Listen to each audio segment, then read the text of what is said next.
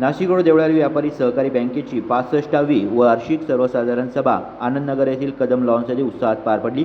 सन 2025-26 या आर्थिक वर्षासाठी सभासदांना 8% लाभांश देण्यासह सभेपुढील सर्व विषयांना बहुमतानं मंजुरी देण्यात आली. बँकेचे अध्यक्ष निवृत्ती अरंगळे यांच्या अध्यक्षतेखाली झालेल्या सभेत बँकेच्या आर्थिक प्रगतीचा आढावा सादर करण्यात आला. मार्च 2026 अखेर बँकेचे भागभांडवल 24.83 कोटी रुपयांवर पोहोचले असून एकूण ठेवी 803.29 कोटी रुपयांवर गेल्याची माहिती अरिंगळे यांनी दिली. मागील वर्षाच्या तुलनेत ठेवींमध्ये 114.37 कोटी रुपयांची वाढ झाली असून चालू आर्थिक वर्षात बँकेनं 17.61 कोटी रुपयांचा ढोबळ नफा तर 8.95 कोटी रुपयांचा निव्वळ नफा मिळवला आहे. पारदर्शक कारभार, कर्ज वसुलीवरील कठोर भूमिका आणि अधिकारी कर्मचाऱ्यांच्या प्रयत्नामुळे बँकेचा नेट NPA 0%वर आल्याचंही त्यांनी स्पष्ट केलं. सभेच्या प्रारंभी मागील सभेचे इतिवृत्त मंजूर करण्यात आले. त्यानंतर संचालक मनोहर कोरडे यांनी विविध विषय सभेपुढे मांडले. सभेत सचिन हांडगे, जगन गवळी, विलास गायधनी, अंबादास आडके, भास्कर गोडसे, तानाजी गायधनी, सोमनाथ कताळे, किरणकुमार गायधनी, शिवाजी हांडुरे आदी सभासदांनी विविध प्रश्न उपस्थित केले. या प्रश्नांना अध्यक्ष निवृत्ती अरंगळे आणि ज्येष्ठ संचालक दत्ता गायकवाड यांनी समाधानकारक उत्तरे दिली. सभासदांनी अतिशय चांगल्या अशा सूचना या सभेमध्ये केलेल्या आहेत आणि जे काही सभासदांच्या सूचना येतात त्याच्यावर निश्चितपणाने संचालक मंडळ अंमलबजावणी करत असतं आणि जे काही विषय पत्रिकेत होते त्याला सर्व सभासदांनी एकमताने या ठिकाणी मंजुरी दिलेली आहे. चांगल्या अशा सूचना सभासदांनी केलेल्या आहेत. परंतु काही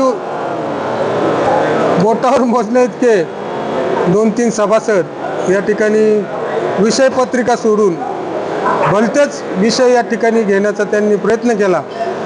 या ठिकाणी सभासदांनी 21 जणांचं संचालक मंडळ या ठिकाणी निवडून दिलेलं आहे आणि गेल्या अनेक वर्षापासून बँकेची दिवसेंदिवस प्रगती होत आहे.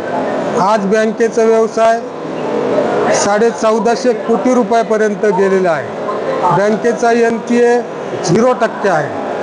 त्याचप्रमाणे बँकेच्या कर्जात आणि डिपॉझिटमध्ये वाढ होत आहे आणि सर्व सभासदांचं सहकार्य या ठिकाणी बँकेला मिळतं आहे.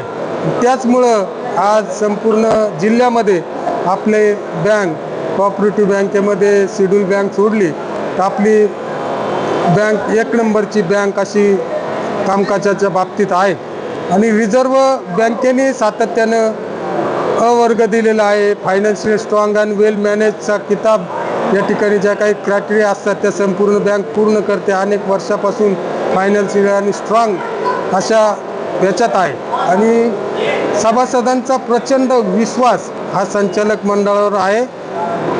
25 ऑगस्टला हा कायदा झाला आणि त्याच्यानंतर जे काही संचालक मंडळ निवडून आलेले आहे त्याचा कार्यकाळ पूर्ण झाल्यानंतर पुढचे जे काही दिवस आहेत त्यावेळेला 3 वर्षाचा कूलिंग पिरियड त्या ठिकाणी घ्यावा लागेल.